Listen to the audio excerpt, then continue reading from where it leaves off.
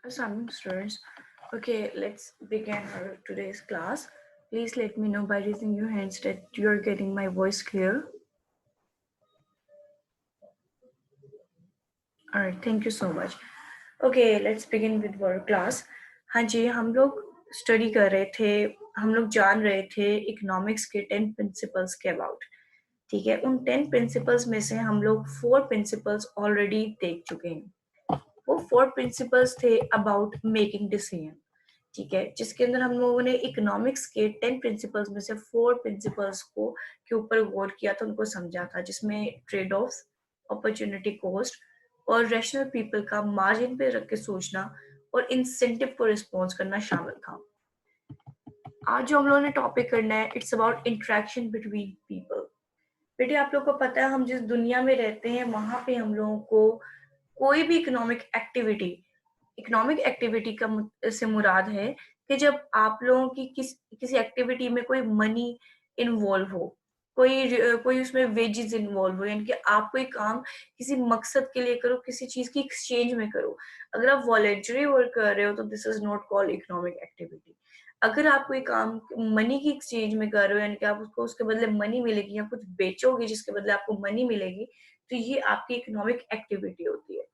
ठीक है, अब हमने इस वर्ल्ड में रहना है, यहाँ पे इकोनॉमिक एक्टिविटीज हम लोगों ने करनी है, तो we have to face the people. हम लोगों को लोगों का सामना करना पड़ेगा.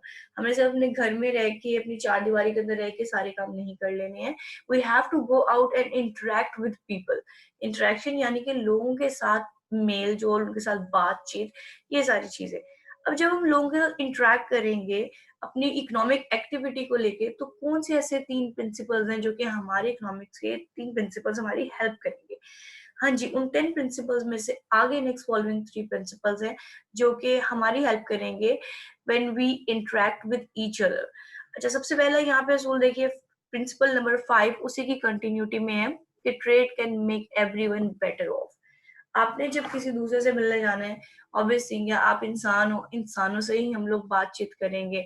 हम लोगों ने एनिमल्स के पास तो जाना नहीं. ठीक है, तो इंसानों से सबसे मिलने का बेस्ट सोल्यूशन ये है कि अगर आपके पास कोई प्रोडक्ट है तो उसकी ट्रेड कर ले. अब यहाँ पे लव्स ट्रेड का इस्तेमाल हुआ है. अब आगे जाके एक्सप्लेनेशन इसकी देखेंगे कि ट्रेड का मतलब क्या है. Trade can make everyone better of, यानी कि ट्रेड से हर कोई खुश हो सकता है. कैसे हो सकता है, इंशाल्लाह ये अपनी अगली स्लाइड में देखते हैं. प्रिंसिपल नंबर 6 जो इसके अंदर हम लोग डिस्कस करेंगे, it's about markets are usually a good way to organise economic activity. अब जाहिर सी बात है, हमें इकोनॉमिक एक्टिविटी करनी है, मतलब कि मेरे पास एक पेन है. ठीक है, मैंने वो पेन खुद बनाया है, अब वो मैंने मार्केट में बेचना है, अब सॉरी वो मैंने बेचना है. अब अगर अपने घर के अंदर मैं बैठी रहूंगी तो मैं उसको नहीं बेच सकती हूँ. इधर I went to a market, अगर मैं मार्केट में निकालती हूँ अपनी प्रोडक्ट, मार्केट में लेके जाती हूँ, तो ही जाके मेरी प्रोडक्ट बिकेगी, क्योंकि वहां पे बायर्स मौजूद है. वहां पे वो कुछ लोगों का मजमुआ मौजूद है जो कि मेरी प्रोडक्ट को देखेगा. मेरे घर में किसी ने नहीं आना. हाँ, अगर मैं सोशल मीडिया से हूँगी, ठीक है, सोशल मीडिया के ऊपर मुझे पता है कि एक स्पेसिफिक मार्केट बनी हुई है, पेन्स मार्केट बनी हुई है ऑनलाइन. तो अगर मैं वहां जाके अपना जैसे कि द्रास डॉट पीके, सिंपल सी मिसाल अगर मैं लूँ, तो अगर आप अपनी पेन को द्रास डॉट पीके में जाके बेचोगे, इनके ऑनलाइन मार्केट पे बेचोगे, तो आपकी प्रोडक्ट सेल आउट होगी. इट मीन्स कि अगर आपको इकोनॉमिक एक्टिविटी सर अंजाम देनी है, तो मार्केट्स आर द सोल्यूशन, जहाँ पे बायर्स और सेलर्स होते हैं. प्रिंसिपल नंबर 7 जो इसमें डिस्कस किया जाएगा, यानी कि लोगों के आपस की बात तो हो गई. इसके अलावा governments can sometimes improve economic outcomes. अब इस चीज का क्या मतलब है, ये मैं आपको आगे बताती हूँ. ठीक है, ऑलराइट, आगे चलते हैं इसी इन 3 प्रिंसिपल्स के डिटेल में. जी, trade can make everyone better off. ठीक है, हर किसी को खुश रख सकती है ट्रेडिंग. अब लास्ट टाइम हम लोगों ने ट्रेड ऑफ का लफ्ज देखा था, अब है ट्रेडिंग. एक्चुअल ट्रेड होती क्या है, कि यहाँ पे ये नीचे देखिए कि ये सऊदी है, और ये आपका कोई भी, ये बेसिकली बनाया हुआ इन्होंने ट्रम्प की बनाई हुई है, लेकिन आप ट्रम्प की जगह किसी और को भी इस्तेमाल कर सकते हैं, मतलब कोई भी कंट्री. ठीक है, they are purchasing the oil from them. अब हम ये कह सकते हैं कि दे आर परचेजिंग. आम इंसान यही कहेगा, लेकिन जिसने इकोनॉमिक्स पढ़ी है ना, उसको पता होगा he is not purchasing, he is trading. He is trading oil for the dollars. Saudi को डॉलर्स चाहिए अपनी कंट्री में, यानी कि उसको एक ऐसी करेंसी चाहिए जिसकी वेटेज ओवरऑल आलमी दुनिया में ज्यादा है और इसको अपने कंट्री के लिए ऑयल चाहिए, तो ये ऑयल की ट्रेडिंग कर रहा है in the exchange of money. यानी कि ट्रेडिंग जो है is a transfer of goods and services in the exchange of money, यानी कि सेलिंग और बाइंग। आपके पास कोई चीज है, उसको मनी के अंदर आप ट्रेड कर लो। आप ट्रेड वो नहीं करोगे, अगर आप ट्रेड चीजों के बदले चीजों की करोगे तो वो बार्टर सिस्टम हो जाएगा। याद रहे, ट्रेड का मतलब है आपने अपनी चीजें खरीदनी या बेचनी है in the exchange of money. ठीक हो गया। अब आप कहोगे हमारी आम जिंदगी में ट्रेड शामिल हो सकती है शायद, कि जो हम दुकान से चीजें खरीदते हैं वो भी तो पैसों की खरीदते हैं। नो, वो ट्रेड नहीं है, वो आपकी वो परचेजिंग एंड आप लोगों की परचेजिंग है बेसिकली। वो ट्रेड क्यों नहीं है? क्योंकि वो जो चीजें हैं दुकानदार खुद नहीं बना रहा। ऐसी चीजें, ऐसी चीजों की सेल और परचेज जो कि आप खुद बना रहे हो और फिर उसको आगे बेचने जाओ, तभी ट्रेडिंग के अंदर इंपोर्ट और एक्सपोर्ट का लफ्ज इस्तेमाल होता है। इंपोर्ट का लफ्ज इसलिए इस्तेमाल होता है कि जो ऐसी चीजें जो कि हमारी कंट्री में नहीं बन रही है, दूसरे के कंट्रीज में बन रही है। यानी कि आप अरमानी जाके बाहर से खरीद रहे हो, ठीक है, आप बाहर के ब्रांड्स को इधर लेके आ रहे हो क्योंकि वो बाहर प्रोड्यूस हो रहे हैं, आपके कंट्री में प्रोड्यूस नहीं हो रहे हैं। बाहर के ब्रांड्स को आप खरीद रहे हो तो दिस इज इम्पोर्ट। और अगर आप अपने ब्रांड्स यानी कि अपनी कोई चीज, जैसे सऊदी अरब अपनी कंट्री का ऑयल जो कि सिर्फ यहाँ पे प्रोड्यूस होता है, अपने कंट्री का ऑयल वहां पे बेच रहा है, अपनी प्रोडक्शन बेच रहा है किसी दूसरे कंट्री को मनी के बदले में, तो दिस इज कॉल्ड ट्रेड। ठीक है जी। तो trading involves the import and export, यानी कि आपकी प्रोडक्शन को इन्वॉल्व करता है, ना कि आपके रिटेल गुड्स को। उसके बाद ये कहा गया कि trading benefits whether it is between two people और बिटवीन कंट्रीज। ट्रेडिंग हर किसी को बेनिफिट देती है, चाहे ये दो लोगों के दरमियान की बात हो या ये दो कंट्रीज के दरमियान की बात हो। अब अगर इसने ट्रेड की है डॉलर के बदले ऑयल की, तो उसके कंट्री में क्या है, ज्यादा डॉलर्स आए हैं, ठीक है, डॉलर ज्यादा आए, इनके medium of money of exchange आया है, तो उसकी उसके मनी की जो एक्सचेंज है, आगे फर्दर इंशाल्लाह इसके बारे में हमने डिटेल में बात करनी है कि किस तरीके से मनी एक्सचेंज अगर आपके कंट्री में बढ़े तो किस तरह आपके कंट्री को बूस्ट अप मिलता है। और इसी तरीके से इसके कंट्री में ऑयल की जरूरत है तो इसके कंट्री में ऑयल के रिसोर्सेज आ रहे हैं। अच्छा जी। नेक्स्ट है कि trade allows country to specialise in what they do best of the goods and services. अगर बेटे ट्रेड ना हो ना, हर कंट्री ये कोशिश करेगा कि मैं जितने मेरे पास रिसोर्सेज है मैं उतने में खुश हो जाऊं। ठीक है, हम लोग को आउटर वर्ल्ड में कम्पीट करना है। ठीक है, उस कम्पीट करने के लिए हम लोग को कुछ गुड्स एंड सर्विसेज ऐसी चाहिए जो कि हम लोग बेस्ट प्रोड्यूस करते हो। ठीक है, जैसे पाकिस्तान है, पाकिस्तान में सबसे बेस्ट प्रोड्यूस क्या होती है, कॉटन। ठीक है, हम अपनी कॉटन को एक्सपोर्ट करते हैं। तो अब कॉटन जो है, अगर हम लोग कॉटन ना प्रोड्यूस करें, अगर ट्रेड का लफज ही ना हो, तो हमारी कॉटन की प्रोडक्शन इधर ही रह रह के सड़ जाए। ठीक है, कोई उसको इतना परचेज ही ना करे। ठीक है, नमक, नमक की माइंस हमारे पास पड़ी हुई है। ठीक है, आपके पास क्योड़ा माइन है, हमारी सबसे बड़ी नमक की कान।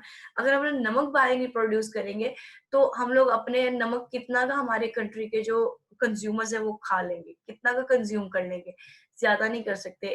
डेफिनेटली हमारे पास सरप्लस यानी कि एक्सेसिव सामान बच जाएगा।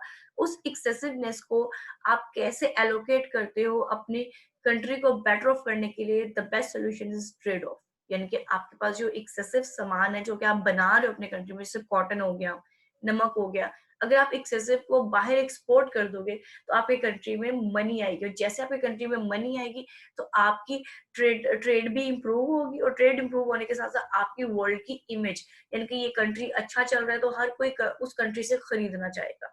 जैसे यहाँ पे हम आम दुकानदारों से खरीदते हैं, किस दुकानदार के पास हर माल मौजूद है, इसी तरीके से on the upper level, world level के ऊपर हमारी ट्रेडिंग भी यही रोल प्ले करती है कि हमारा कौन सा कंट्री सबसे बेहतर जा रहा है as compare to their import and export. अरे यहाँ पे पिंक से कलर में यहाँ पे एक स्टेटमेंट मैंने लिखी है, ये आप इसको काइंडली देखिए कि an example of you of when you made a trade with someone that made both parties better of writing your book. यहाँ पे एक छोटी सी माइनर से असाइनमेंट है जो कि आप लोगों ने अटेम्प्ट करनी है, और मुझे आप लोगों ने सीआर को सबमिट करवा देनी, फिर आगे आपका सीआर मुझ तक कन्वे कर देगा। ठीक है जी, चाहे आप उसको टेक्स्ट लिख दें या जो मर्जी कर दें, उसको वर्ड के फॉर्म में दे दें, मुझे कुछ एग्जांपल्स चाहिए।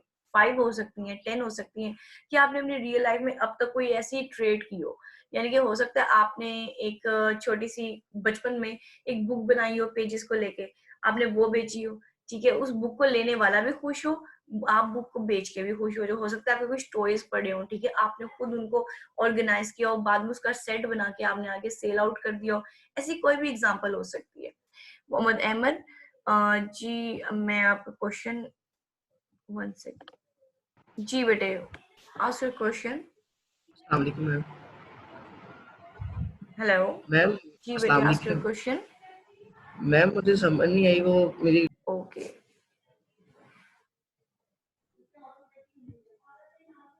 हाँ जी बेटे। या मैम अस्सलाम जी वालेकुम हम फर्स्ट ऑफ ऑल। जी मैम मैंने ये पूछना था कि आप ये जो आपने ये तो दिया ना कि एग्जांपल्स, ठीक है, तो मैम इसमें हम कुछ भी ट्रू स्टोरी इवेंट्स भी। ऑलराइट, आई थिंक सो यहाँ तो आप लोग का इंटरनेट वर्क नहीं कर रहा है, आप लोग तक शायद मेरी आवाज नहीं पहुंच रही है। नेक्स्ट आगे चलते हैं, ठीक है।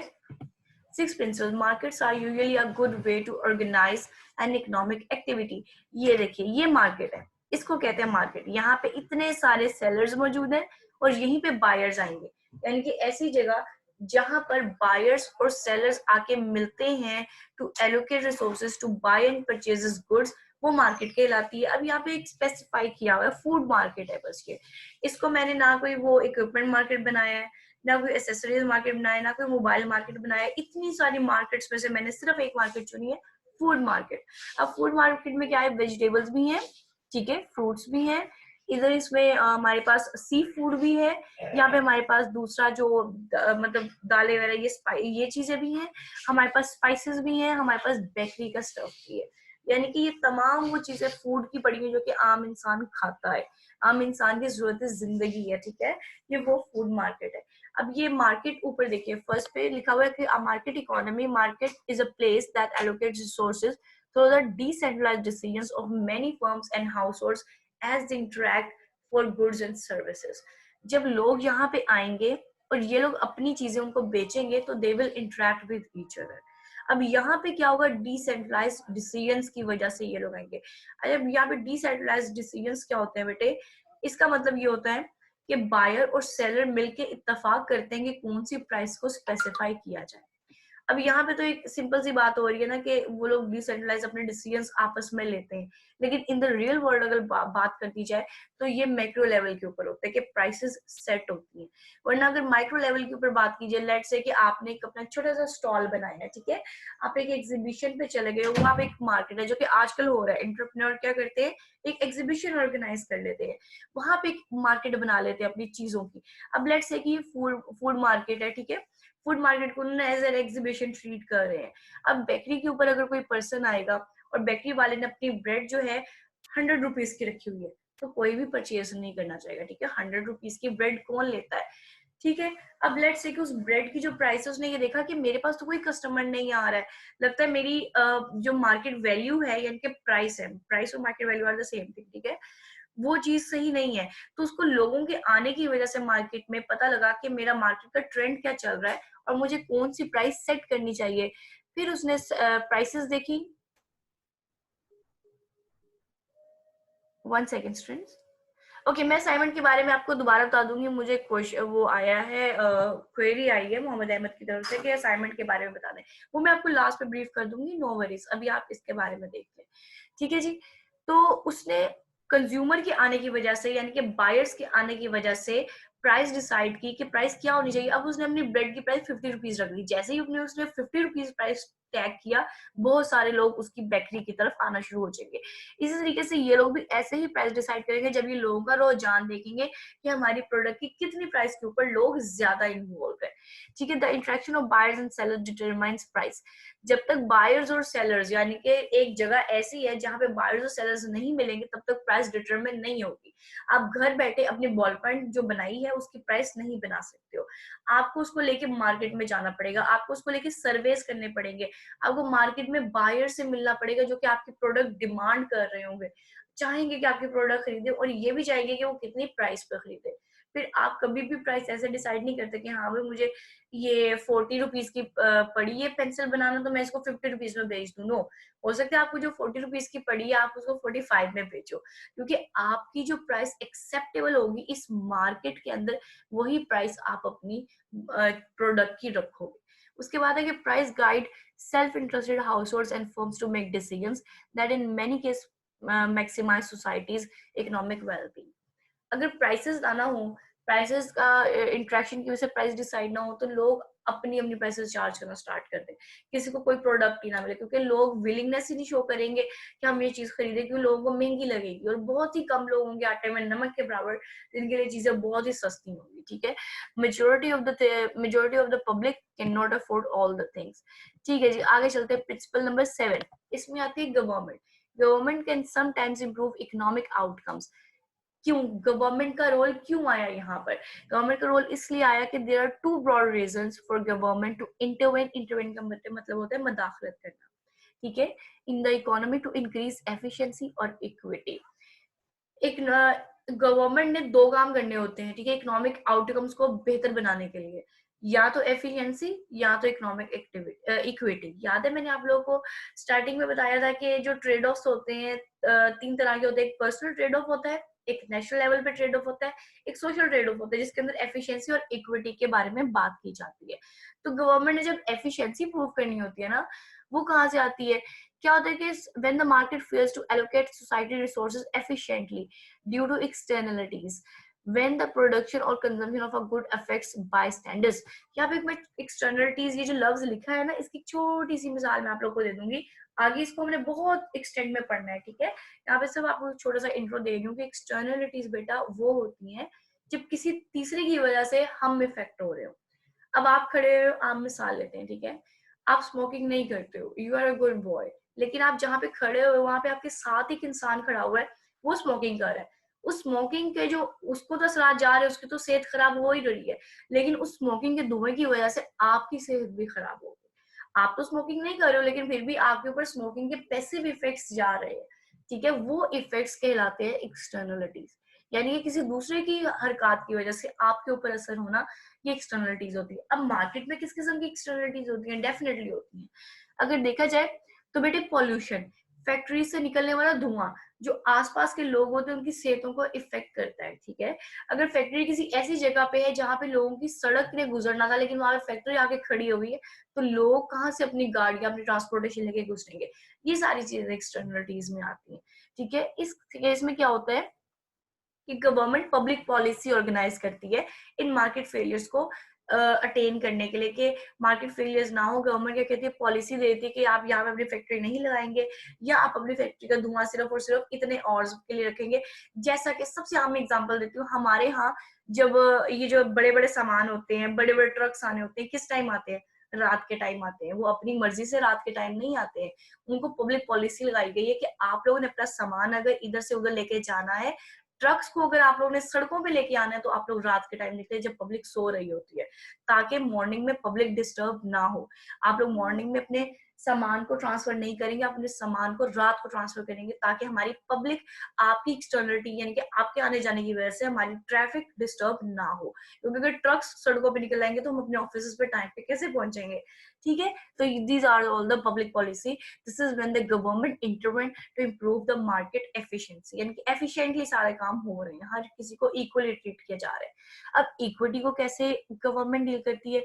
Government may alter economic market outcome to promote equity if the market's distribution of economic well-being is not desirable. Let's say ये जो मार्केट इकोनॉमी है, मार्केट है, वहाँ पे प्राइसेस हाई चार्ज की जा रही है। ठीक है, वो ये गवर्नमेंट ये देखती है कि ये हाई प्राइस हर कोई अफोर्ड नहीं कर सकता, तो गवर्नमेंट क्या करती है, बैलेंस करने के लिए टैक्स, वेलफेयर पॉलिसीज, इस तरह के ऑपरेशंस लगाना शुरू कर देती है। मैं सिर्फ यहाँ पे इतना ही बताऊंगी इसका कि गवर्नमेंट इक्विटी को प्रमोट करने के लिए टैक्सेस और वेलफेयर पॉलिसीज रेगुलेट करती है, ना कि इसकी मैं डेप्थ में जाऊंगी, क्योंकि इसकी डेप्थ अभी आगे बहुत ज्यादा आनी है। अभी सिर्फ आप ये देखें कि अगर उसने promote economic activity sorry equity promote करनी है तो टैक्सेस और वेलफेयर पॉलिसीज लगाई जाएंगी, अगर एफिशिएंसीज प्रमोट करनी है तो पब्लिक पॉलिसी लगाई जाएगी।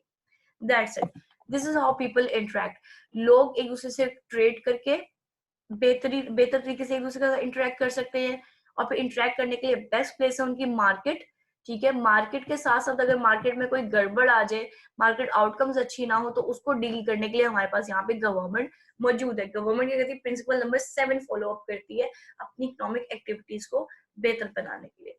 अब हम चलते हैं आगे की तरफ, जो लास्ट 3 प्रिंसिपल्स हैं। ठीक है, ये वीडियोस आप लोगों को मिल जाएंगे, जब आप लोग रिपीट पे देखेंगे तो इंशाल्लाह आप लोगों को इजी होगा इसको अंडरस्टैंड करना। ठीक है, नो वरीज, इंशाल्लाह आज आप लोग ये पूरे जो आप लोग का फुल टॉपिक है 10 प्रिंसिपल्स ऑफ इकोनॉमिक्स, इनकी वीडियोस आप लोग को मिल जाएंगी। अच्छा जी, function of economy as a whole, आखिरी कैटेगरी है हमारी कि हमारी इकोनॉमी एज अ होल कैसे वर्क करती है। बेटे जो पहले 7 असूल है ना, ये माइक्रो इकोनॉमिक्स में काम आएंगे, लेकिन ये जो आखिरी 3 असूल है ना, ये काम आएंगे मैक्रो इकोनॉमिक्स में। ठीक है, तो हल्का सा इसका थोड़ा सा प्रीव्यू ले लेंगे कि अगर इकोनॉमी को एज अ होल लेके चलना है तो आपने इन 10 प्रिंसिपल्स में से ये वाले 3 प्रिंसिपल्स फॉलो अप करने हैं। पहला principle, the standard of living depends on the country's production. Second है principle number 9, prices rise when the government prints too much money. Society faces a short-run trade-off between inflation and unemployment. अब ये मैं क्या बोल रही हूँ आप लोगों को कुछ समझ नहीं आनी, मुझे पता है। ठीक है, आप लोगों को एक लफ्ज ये समझ आया होगा कि मैम ने क्या बोल दिया, समझने की अभी जरूरत भी नहीं है, आगे समझाती हूँ कि ये है क्या। अब देखिए प्रिंसिपल नंबर 8, अगर इकोनॉमी को एज अ होल लेके चलना है तो हम लोगों को अपनी प्रोडक्शन बेहतर बनानी होगी। प्रोडक्शन अच्छी होगी, हमारा लिविंग स्टैंडर्ड अच्छा होगा, ये एक मैक्रो इकोनॉमिक्स कहती है। ठीक है, ये वाला प्रिंसिपल कहता है, ये सूल कहता है कि स्टैंडर्ड ऑफ लिविंग को अगर इम्प्रूव करना है हम लोगों ने तो हमारी इकोनॉमी की प्रोडक्शन ज्यादा होगी। Countries whose workers produce a large number of quantity of goods and services per unit of time enjoy a high standard of living.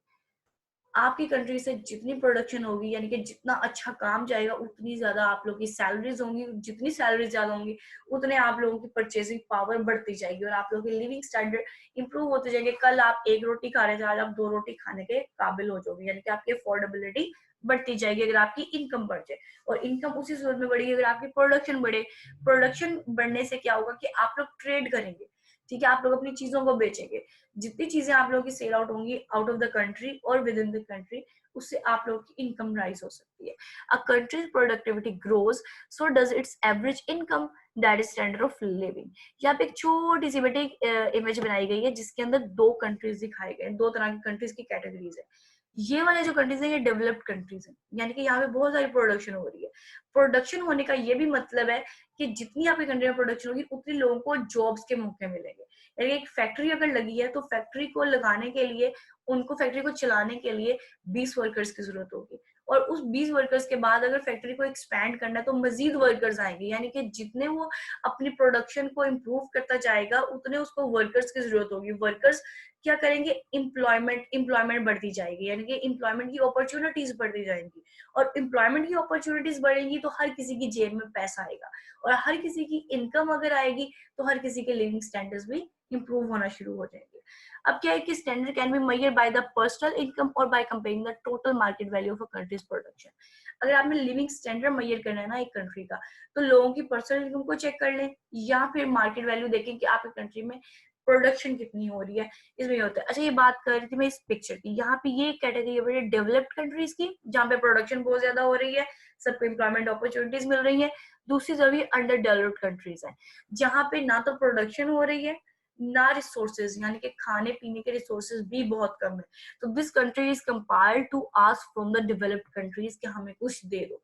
ये कंट्री जो अंडर डेवलप्ड है ये एड के ऊपर चल रहा है इस टाइम पे, यानी कि ये जो डेवलप्ड कंट्री है इसको एड देते हैं तो ये चलता है, अदरवाइज नहीं। अगर ये कंट्री ये जो इनसे एड ले रहा है उस एड के जरिए अपनी प्रोडक्शन बेहतर बनाना शुरू कर दे, अपने रिसोर्सेज बढ़ा दे, कुछ फैक्ट्रीज अपने कंट्रीज में खुद के लगा ले, अपने लोगों को स्किलफुल बना दे, तो हो सकता है ये कंट्री भी इस कंट्री के बराबर हो जाए। जी, नेक्स्ट है कि prices rise when the government prints too much money. इसकी सिंपल सी एग्जांपल दूंगी आप लोगों को। बेटे याद रहे कि अगर अपने कंट्री में ज्यादा पैसा प्रिंट होना शुरू हो जाएगा ना तो प्राइसेस बढ़ जाएंगी। कैसे बढ़ेंगी ये मैं आगे जाके भी बताऊंगी अगले लेक्चर्स में, लेकिन यहाँ पे सिर्फ एक छोटा सा कंसेप्ट आप ले लें कि अगर टू मच मनी प्रिंटेड है तो उससे क्या होगा, जो आपके होते हैं ना सेलर्स, उनको पता लग जाता है कि भाई हमारे इकोनॉमी में बड़े पैसे प्रिंट हो रहे हैं। तो बड़े पैसे प्रिंट हो रहे हैं तो उससे क्या होगा कि अब आपकी गवर्नमेंट को उनको एलोकेट भी करना है, सारा पैसा बैंक में तो नहीं रखना, उस पैसे को सर्कुलेशन में लेके आना है। सर्कुलेशन में लाने का बेस्ट जो जरिया होता है ना वो होता है कि इनकम बढ़ा दो। जब लोगों की जेब में पैसा जाएगा तो ही लोग उस पैसे को मार्केट में लेके सर्कुलेट करेंगे, ठीक है। अब अगर ज्यादा मनी आई है तो उसकी वजह से इनकम बढ़ जाएगी लोगों की। स्टेट बैंक जो है ये पॉलिसी कह देगा कि भाई मेरे पास पैसा ज्यादा हो गया, लोगों की इनकम बढ़ा दो। अब लोगों की जैसी इनकम बढ़ेगी तो क्या होगा जी, लोगों को पता लग जाएगा कि अब हम बहुत सारी चीजें ले सकते हैं। कहाँ एक छोटे से एलसीडी के साथ आप लोग गुजारा कर रहे थे, अब आपकी इनकम ज्यादा बढ़ गई है तो आप लोग एक ज्यादा बड़ा एलसीडी लेना चाहते हो। कहाँ आप लोग के घर में एक क्लॉक था तो अब आप अपने घर में 3-4 क्लॉक्स अफोर्ड कर सकते हो। इस तरीके से आपकी परचेजिंग पावर बढ़ जाएगी। अब जैसे आपकी परचेजिंग पावर बढ़ेगी ना, तो बेटे आपके जो सेलर्स बैठे हुए हैं ना वो बड़े स्मार्ट हैं। उनको पता है कि लोगों की इनकम बढ़ रही है और लोगों की डिमांड भी बढ़ रही है, तो साथ ही वो अपनी चीजों की प्राइसेस अप कर देंगे। अगर आप लेट्स से किन्नौर के नूडल्स खाते हो और उन नूडल्स की प्राइस आज से पहले 15 रुपए थी, ठीक है। जैसे ही ये किन्नौर वालों को पता लगा कि हमारे नूडल्स सबसे ज्यादा सेल आउट हो रहे हैं, उन्होंने उसकी प्राइस 20 रुपए कर दी। अब मेरा ख्याल वो 25 रुपए का पैकेट एक मिल रहा है बाहर इन द मार्केट। वो क्यों हुआ? क्योंकि उनको पता था कि लोगों की इनकम ज्यादा हो रही है, इनकम ज्यादा होने की वजह से वो लोग ज्यादा अफोर्ड कर सकते हैं और अफोर्डेबिलिटी की वजह से उन्होंने प्राइसेस ज्यादा कर दी। अब ये यहाँ पे मैंने ब्रैकेट में एक छोटा सा वर्ड लिखा है इन्फ्लेशन का। ये लफ्ज क्या है? मैंने आपसे पहले लेक्चर में बेटे बताया था कि इकोनॉमिक्स की ना अपनी जबान है, ठीक है। हम लोग आम जिंदगी में जो अल्फाज इस्तेमाल करते हैं वही सेम टर्मिनोलॉजी इकोनॉमिक्स में इस्तेमाल होती है, लेकिन विद द डिफरेंट वर्ड्स। अगर प्राइसेस बढ़ जाएं, एक प्राइसेस में इंक्रीज आ जाए, तो उसको इकोनॉमिक्स की जबान में बोलते हैं इन्फ्लेशन आ गया। राइट नाउ हमारी कंट्री में इन्फ्लेशन है, यानी कि आसान लफ्जों में कहूँ तो एक आम बंदे को नहीं समझ आएगा मैं क्या बात कर रही हूँ। आप न्यूज़ में सुनोगे ना हमारी कंट्री में इन्फ्लेशन बढ़ता जा रहा है, अब आपको समझ आ जाएगी। इट मींस के प्राइसेस बढ़ती जा रही है। इन्फ्लेशन का मतलब है इंक्रीज इन प्राइसेस। आखिरी की तरफ चलते हैं। 10 society face trade off between inflation and unemployment. Societies एक ट्रेड ऑफ को सोसाइटी को हमेशा एक ट्रेड ऑफ फेस करना पड़ता है इन्फ्लेशन और अनएम्प्लॉयमेंट में से, यानी कि या तो अनएम्प्लॉयमेंट चूज कर लो अपने कंट्री के लिए या इन्फ्लेशन चूज कर लो। ये राइट नाउ हमारे पाकिस्तान की सिचुएशन है। ये जब इमरान खान की हुकूमत आई है ना हमारे प्राइम मिनिस्टर की, तब इन्होंने ये चीज ये ट्रेड ऑफ किया था, ठीक है। ये ट्रेड ऑफ क्या किया था, लेकिन सॉरी टू से ये जो ट्रेड ऑफ है अनएम्प्लॉयमेंट या इन्फ्लेशन में से कोई एक चीज चुनना, ये लॉन्ग टर्म में फेवरेबल नहीं है। शॉर्ट टर्म में जरूर है। शॉर्ट टर्म में ये कि इन्फ्लेशन बढ़ा दो, अनएम्प्लॉयमेंट खुद ही खत्म हो जाएगी। बेसिक मतलब इसका अगर समझाऊंगा आसान लफ्जों में तो इसका मतलब ये है कि अगर आप इन्फ्लेशन बढ़ा दोगे तो अनएम्प्लॉयमेंट आपकी खत्म हो जाएगी, सिरे से खत्म हो जाएगी, लेकिन थोड़े अरसे के लिए, फॉर शॉर्ट रन। ये देखिए यहाँ पे शॉर्ट रन है, लेकिन लॉन्ग रन में आपकी अनएम्प्लॉयमेंट जो एक जगह पे आके रुक जाएगी और अनएम्प्लॉयमेंट बढ़ती जाएगी और इन्फ्लेशन आपका पीक तक पहुंच जाएगा। अब इसका कहने का मतलब क्या था कि इन्फ्लेशन बढ़ा दो अनएम्प्लॉयमेंट खत्म हो जाएगी। बेटा अब देखें, आप अपने घर में बैठे हो, ठीक है ना, आप लोग 10,000 में आप एक घर का खर्चा चल रहा है, लेकिन क्या हो रहा है अब इन्फ्लेशन आ गया, इनकी प्राइसेस बढ़ गई हैं। अब 10,000 काफी नहीं है आपके घर के लिए। पहले आपके बाबा कमाते थे तो आपका घर का खर्चा आराम से चल रहा था। अब क्या हो रहा है, आपको भी जॉब के लिए निकलना पड़ रहा है, ठीक है। आपको भी अपने घर की अर्निंग बढ़ाने के लिए, अपने घर का बजट एक्सपैंड करने के लिए आपको जॉब करनी पड़ रही है, जबकि आपका भी जॉब का इरादा नहीं था। लेकिन गवर्नमेंट उसको क्या देख रही है, वो कह रही है कि मैं भी घरों में भी लोगों को जॉब्स प्रोवाइड कर रही हूँ कि जी इन्फ्लेशन आएगा, जो लोग काम नहीं कर रहे हैं वो लोग भी काम करने आएंगे। यानी कि ऑफिस खाली पड़े हैं, लोग काम नहीं करने आ रहे, तो जो 10,000 के ऊपर मान नहीं रहा था जो इंसान काम करने में, मेरी तो वर्थ ही 20,000 वाली है, मैं 10,000 का वर्क कैसे कर लूं।